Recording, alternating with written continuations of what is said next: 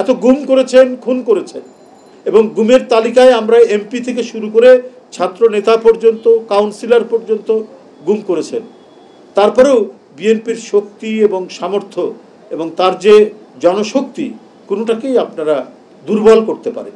আমরা সারা বাংলাদেশে দলের নেতাকর্মীকে সতর্ক থাকতে বলেছি, কারণ জাতীয় এবং আন্তর্জাতিক ষড়যন্ত্র কিন্তু থেমে নেই। নানাভাবে উস্কানি এবং নাশকতার চেষ্টা নিতে পারে। প্রত্যেককেই বলেছে নির্ঘুম প্রহরীর মতো আপনারা প্রত্যেকটি পূজা মণ্ডপে আপনারা অবস্থান করবেন, এবং হিন্দু সম্প্রদায়ের মানুষ যারা পূজা মণ্ডপ কমিটিতে রয়েছে তাদের সাথে যোগাযোগ রাখবেন, এবং আপনারা চোখ কান সব খোলা রাখবেন, যাতে কোনোভাবেই হিন্দু সম্প্রদায়ের একটি বড় ধর্মীয় উৎসব শারদীয় দুর্গাপূজা, এই দুর্গাপূজায় যেন কোনো ধরনের অপ্রীতিকর কোনো ঘটনার সৃষ্টি না হয়। আমি জানি, আমি ছাত্র দলের প্রেসিডেন্ট, আমি ওই ছেলেগুলোকে চিনি, প্রত্যেকে এসে আমার বাসায় প্রতিদিন কান্নাকাটি করে। একটা কেউটা প্রথমে কিছু বসিয়ে রাখার পরেও এই মোখলেসুর রহমান তাদেরকে নানা মিথ্যা ব্লেম দিয়ে, অভিযোগ দিয়ে তাদেরকে সরিয়ে রেখে অনেকটা ওএসডির মতো তারা আছে, একবারে গুরুত্বহীন জায়গায়। আরেকটি বিশেষ রাজনৈতিক দলের লোকজনকে বিসিএসপি বানানো হচ্ছে। আমি গুনে গুনে বলে দিতে পারবো যে ওই বিশেষ রাজনৈতিক দল নিজেদেরকে ইসলামপন্থী বলে দাবি করেন, তাদের সমর্থিত, তাদের মনোভাবাপন্ন লোকজনদেরকে করা হয়েছে। এটা তো আবার নতুন করে শেখ হাসিনার মতো বিভাজন তৈরি করা হয়েছে।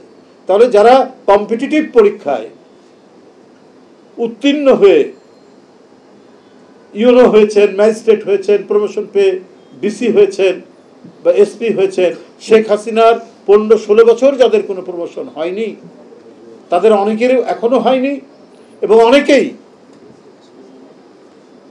প্রমোশন হলেও এই 1 বছরে তাদেরকে গুরুত্বহীনভাবে ফেলে রাখা হয়েছে।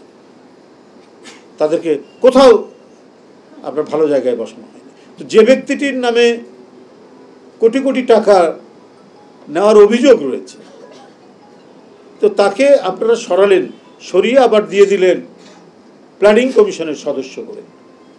তার লাভটা কি হলো? লাভ তো আর মোটেই হলো না।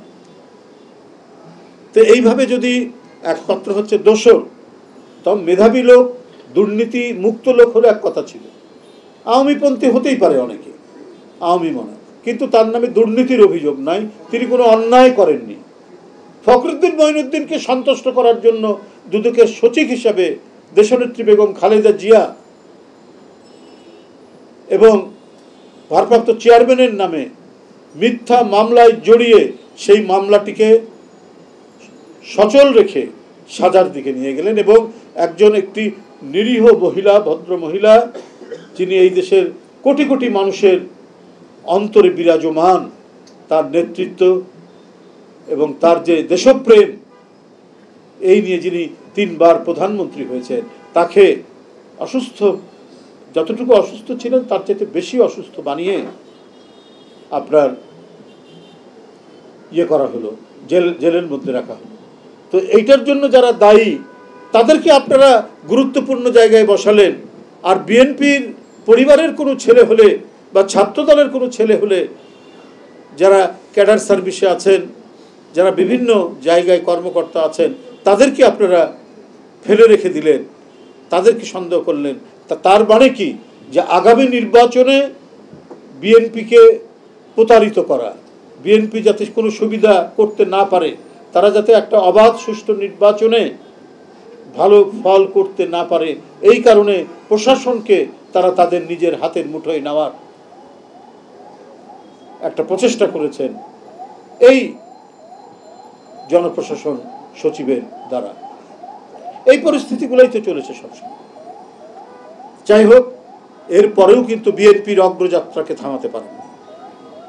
এরপরেও বিএনপি সারা বাংলাদেশে একটি শক্তিশালী রাজনৈতিক দল হিসেবেই প্রতিষ্ঠিত হয়েছে।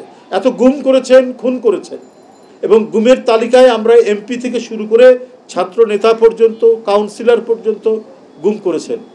তারপরেও বিএনপির শক্তি এবং সামর্থ্য এবং তার যে জনশক্তি কোনোটাকেই আপনারা দুর্বল করতে পারেননি। শেখ হাসিনা পারেনি। তো এখন যারা ভেতর থেকে চেষ্টা করছেন, প্রশাসনের মধ্যে থেকে চেষ্টা করছেন, তারাও সেই জিনিসটি করতে পারবেন না। কারণ আজকে মাসুদের মতো মানুষরা, সমাজের যাদের পরিচিতি আছে, সুনাম আছে, এরা বিএনপিতে যোগদান করছেন। আমি উপস্থিত সাংবাদিক ভাইদের কাছ থেকে বিদায় নেওয়ার আগে শুধু এটুকুই বলবো, আপনার দুর্গাপূজার চূড়ান্ত যে দুর্গাপূজা শুরু না হলেও তাদের আনুষ্ঠানিকতা ইতিমধ্যে শুরু হয়েছে। আমরা সারা বাংলাদেশে দলের নেতাকর্মীকে সতর্ক থাকতে বলেছি, কারণ জাতীয় এবং আন্তর্জাতিক ষড়যন্ত্র কিন্তু থেমে নেই। নানাভাবে উস্কানি এবং নাশকতার চেষ্টা নিতে পারে। প্রত্যেককেই বলেছে নির্ঘুম প্রহরীর মতো আপনারা প্রত্যেকটি পূজা মণ্ডপে আপনারা অবস্থান করবেন এবং হিন্দু সম্প্রদায়ের মানুষ যারা পূজা মণ্ডপ কমিটিতে রয়েছে তাদের সাথে যোগাযোগ রাখবেন এবং আপনারা চোখ কান সব খোলা রাখবেন, যাতে কোনোভাবেই হিন্দু সম্প্রদায়ের একটি বড় ধর্মীয় উৎসব শারদীয় দুর্গাপূজা, এই দুর্গাপূজায় যেন কোনো ধরনের অপ্রীতিকর কোনো ঘটনার সৃষ্টি না হয়।